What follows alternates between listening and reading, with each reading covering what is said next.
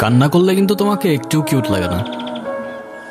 Cute লাগারও দরকার নাই। আচ্ছা, কিন্তু বেশি কান্না করলে কিন্তু দাঁত পড়ে যায়, এটা জানো? এই একটা তো মনে হচ্ছে পড়েও গেছে। কই না তো, দাঁত পড়ে নাই। ও যাক, বেঁচে গেছো। তো এখন বলো কি হয়েছে?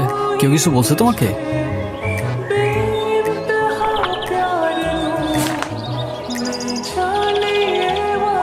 বাংলাতে 3?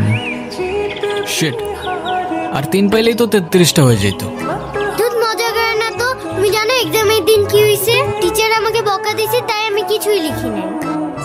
মানে টিচার তোমাকে বকা দেওয়ার কারণে তুমি আর লিখোই নাই? না, লিখি নাই। আমি কি কোনো ভুল করছি যে টিচার আমাকে বকা দিবে?